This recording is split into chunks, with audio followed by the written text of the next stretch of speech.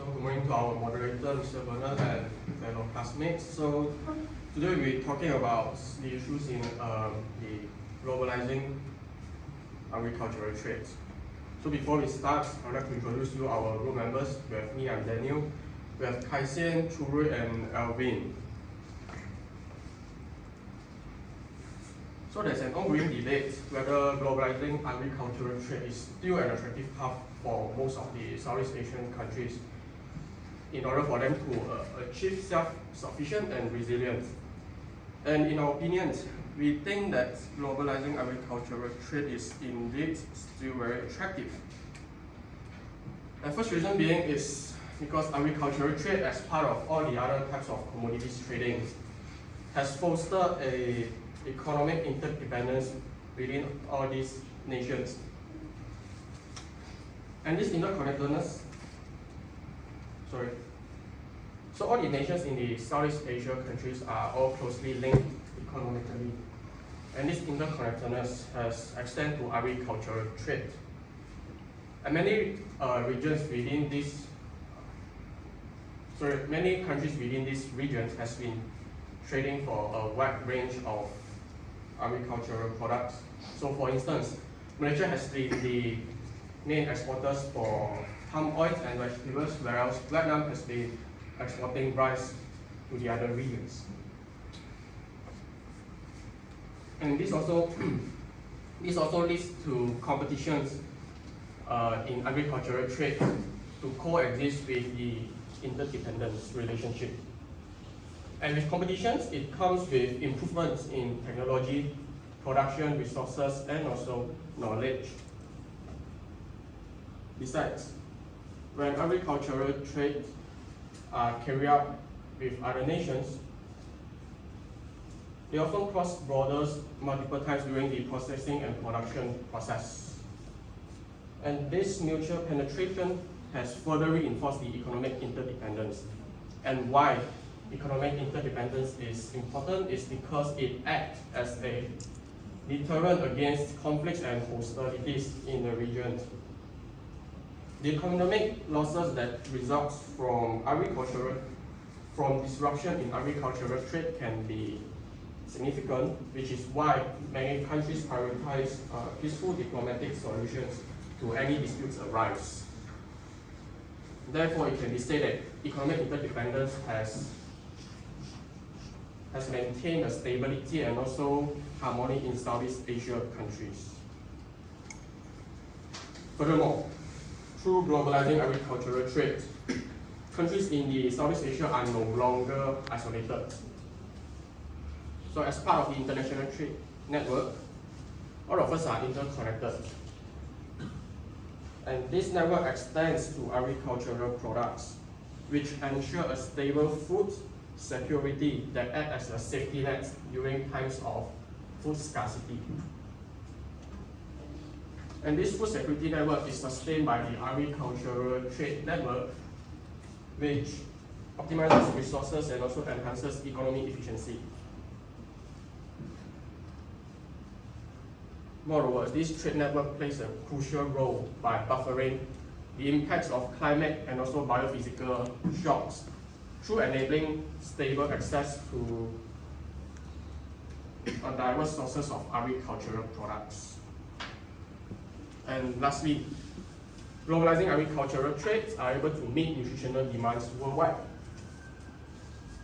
Trading agricultural products at an international level fulfill the Sustainable Development Goals set by the United Nations, which is to improve nutrition, promote sustainable agriculture, and also achieve food security.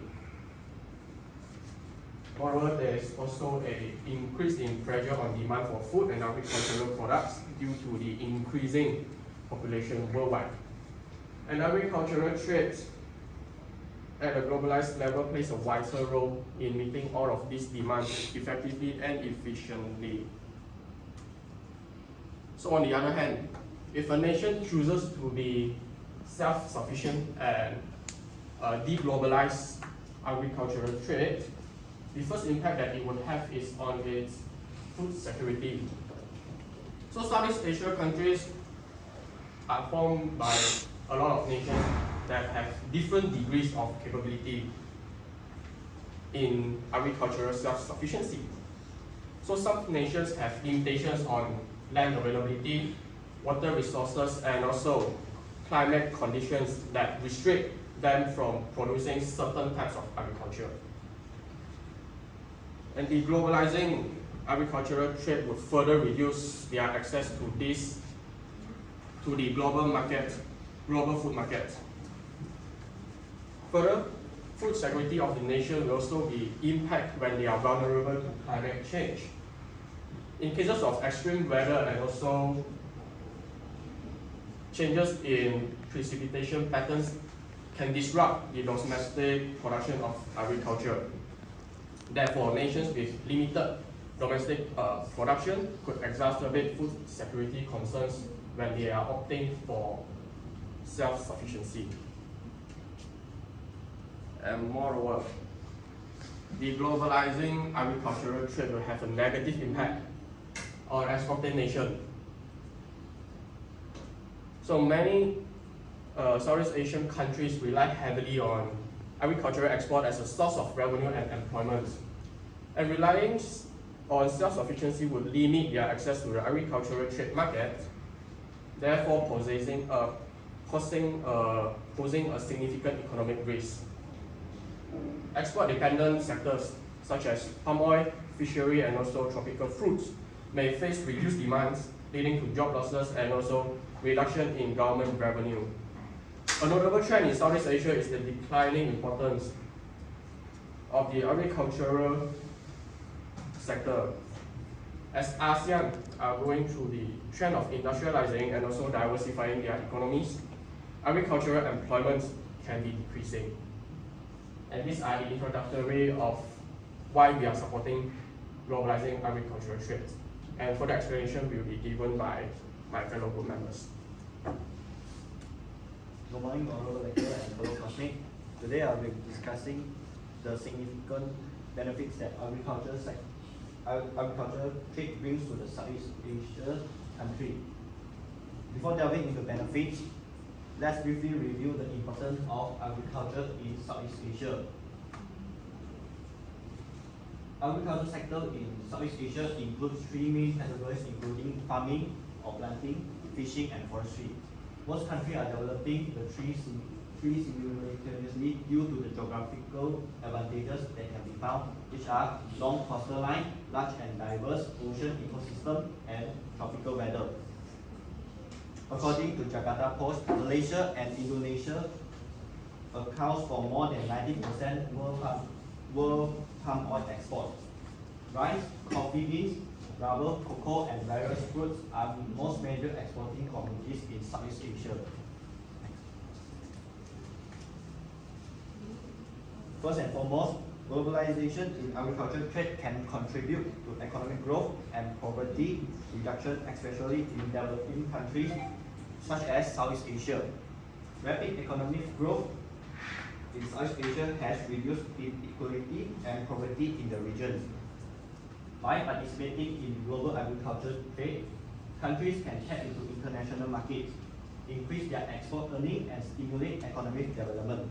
For example, Thailand, along with India, remains one of the world's largest rice exporting countries, contributing significantly to the country's GDP. This has helped bolster its economic growth. Thailand is ranked second in rice export, which have market share of about 24% of the world rice trade.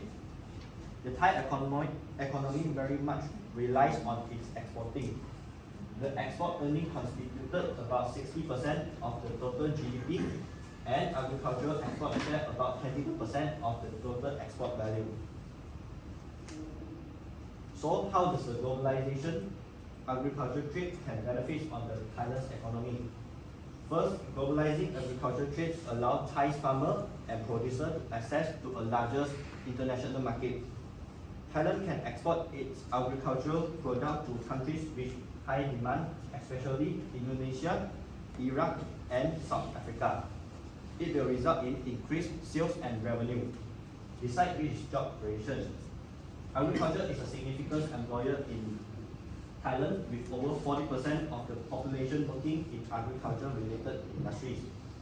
This sector contributes to the country's economic growth and provide employment opportunities for many people.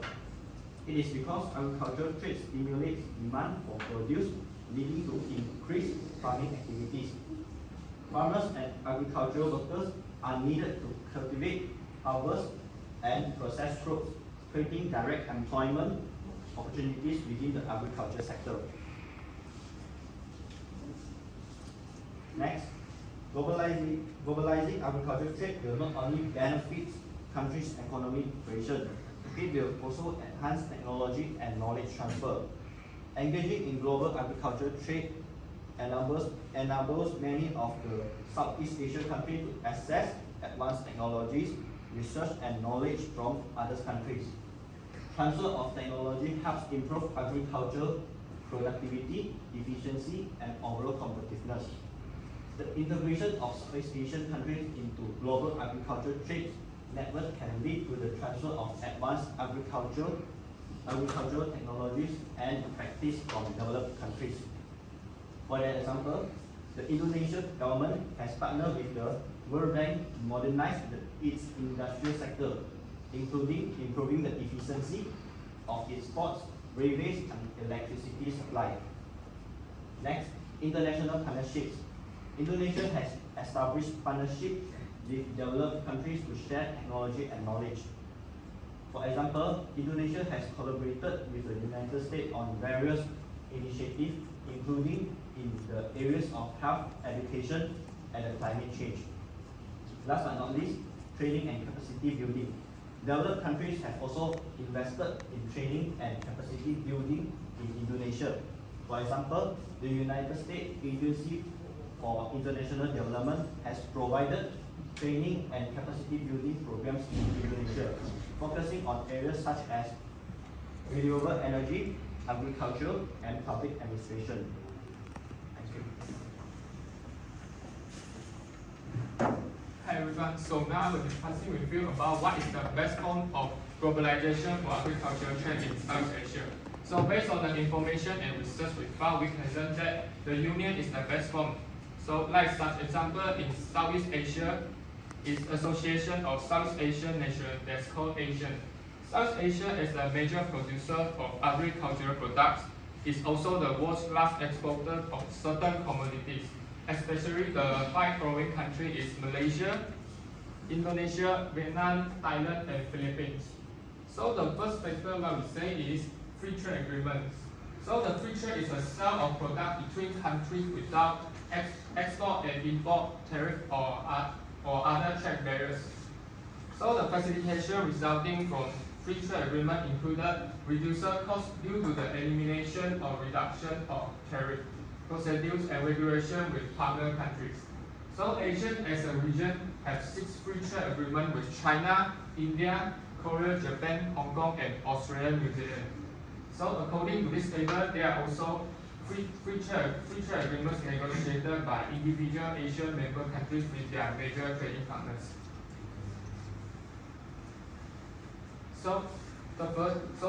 Let's take an example is the Asian Australia New Zealand Free Trade Area. It was come into force in January 2010. It currently eliminates 90% of goods traded tariff between Asian, Australia, and New Zealand. It covers approximately a population of 653 million and over 4.3 trillion USD dollar. And it also fully implemented in 2025, by which time almost all trade between Asian, say Australia and New Zealand will be tariff-free. The next example is the Asian-China Free Trade Area. It is signed in 2004 and was implemented in July 2005. Until 2015, the FTA reduced tariff to 0 for more than 7,000 product categories and applied to all Asian countries. China has been Asia's largest trading partner for the past 13 years, and trade in agricultural products played a crucial role in this. China and Asia has carried out a number of projects in the areas of trade in agricultural products such as grains, milk, vegetable, and fruits, as well as in personal and technical actions. So how the free trade agreement can benefit in globalization of agricultural trade in Asia?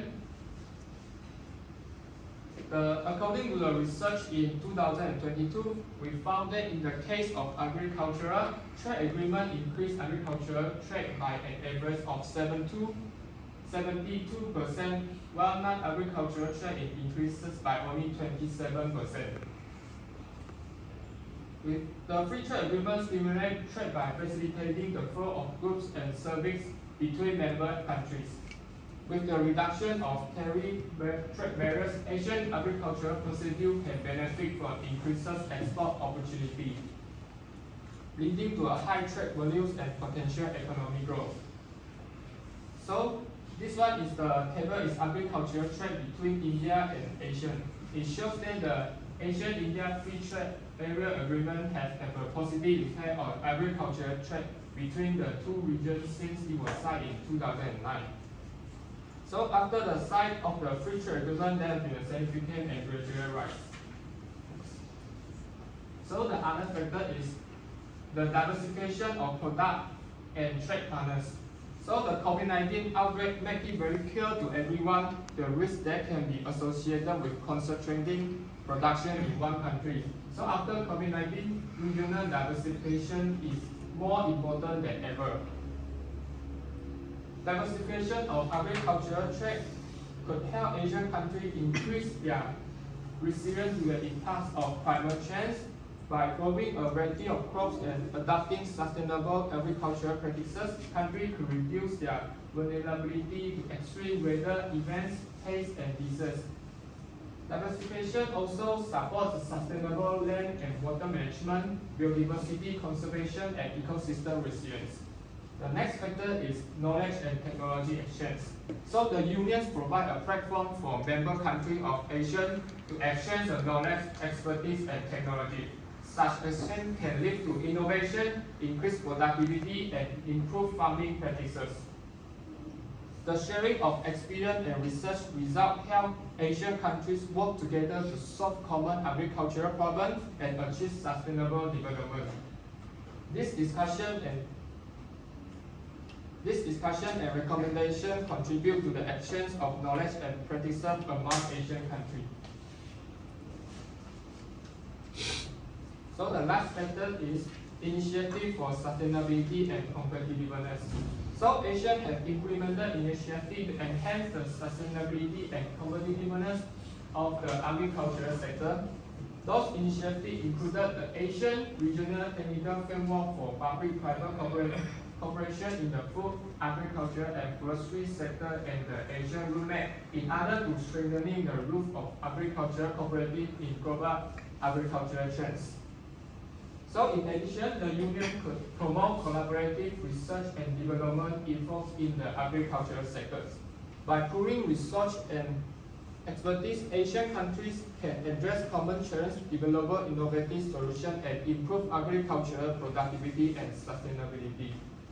So now I will pass to Elvin for the micro slide. So in the micro slide, our group suggests that collaborating with local dealers would help us to achieve our ideal form of globalization. So collaboration with dealer refers to a business arrangement of partnership between a manufacturer, distributor, and a retailer. It's a crucial aspect of many business, particularly those in industry like automotive, consumer electronic, manufacturing, and more.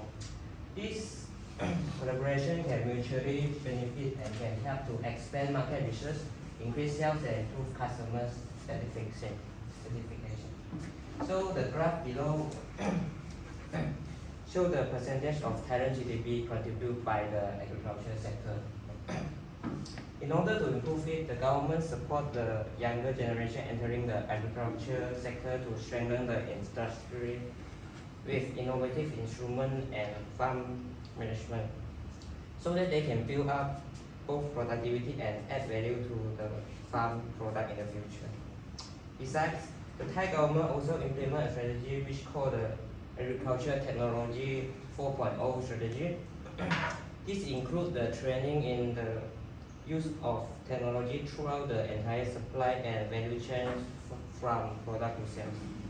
This strategy aims to improve the efficiency of resource use, reduce the carbon footprint of agriculture, and increase productivity. Besides, Thailand also secured a 17.5 million US dollar from the Green Climate Fund to build the climate change resilience of farmers. This project aims to improve the climate information and forecast and expand access to market and finance. So moving forward to the second example, Vietnam. So Vietnam is a country that has robust and diverse agriculture sector that plays a significant role in the country economy. Its agriculture has encompassed a wide range of crops and livestock, which make it one of the key agriculture producers in the Asian country.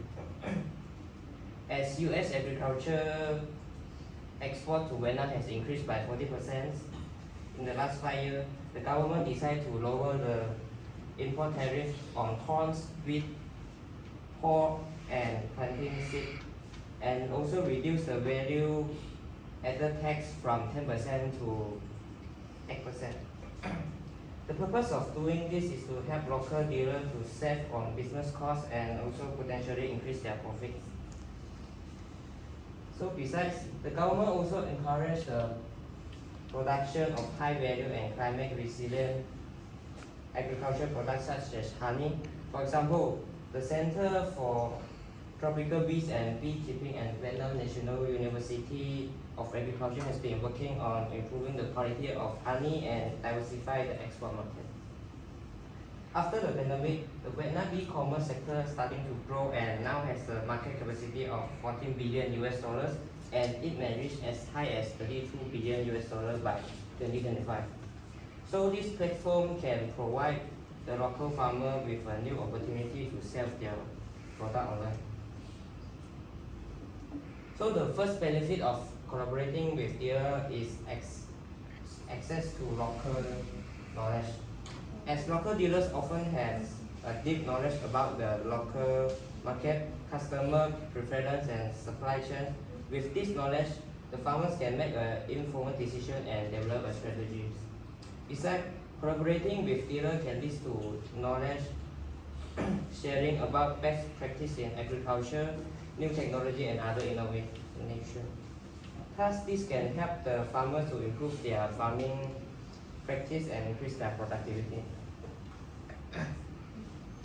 The second benefit will be improving supply chain management.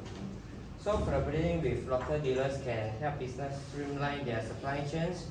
As local dealers are familiar with the local market condition, they can provide competitive price for farmers due to economy of scale and efficient supply management.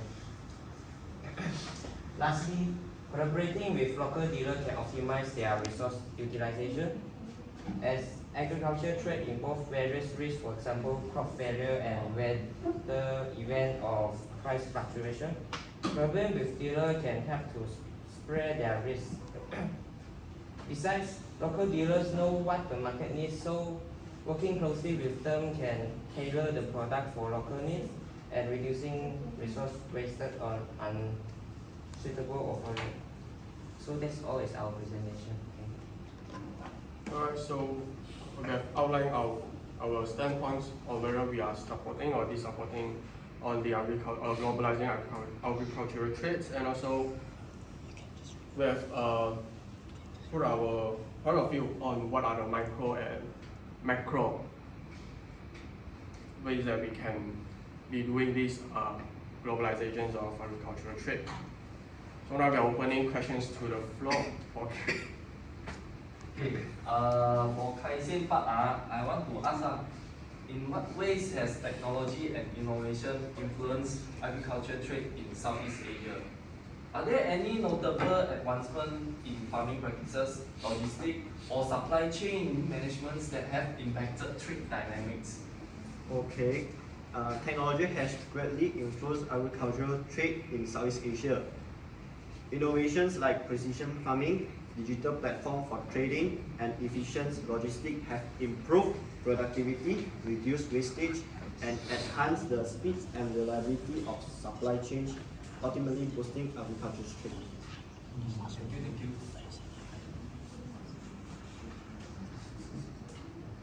Do we have any more questions? So, how can Southeast Asian countries strike a balance between pursuing self-sufficiency in agriculture and maintaining the benefit of globalizing agriculture trade? Right, so there are actually several strategies that Southeast Asian countries can look for the balance between both of these. So first is they can diversify their agricultural products. So they not only focus on one type of product. Indeed, they can have a mixture of stable crops for self-sufficiency and also export-oriented crops to supply to the international markets. And secondly is governments can also invest in infrastructure such as modernizing the transportation networks, the storage facilities and so on, so that it can reduce the post-harvest losses. Yeah, I Thank think that you. answers. How can local leaders in agriculture trade be presidency engaged and collaborate with promote sustainable farming practices? So the government can offer training program to local leaders on sustainable farming practice by providing them with information about environmental, social, and economic benefits of sustainable agriculture. Besides, the government also can encourage students to engage with local farming community. For example, they can organize workshop or community event to raise awareness and promote sustainable practice. What specific advantages does a union like ASEAN offer in terms of promoting and optimizing agriculture in the region compared to other forms of globalization? Okay, so based on the previous presentation, compared to other forms of globalization, the Union it provides a platform for member countries of ASEAN to work together in a coordinated and mutually beneficial manner. This approach fosters increased trade, knowledge exchange, and sustainable development in the agricultural sector, ultimately leading to greater prosperity for all member nations. Right, I hope that answers your questions, and that's it for presentations. Thank you.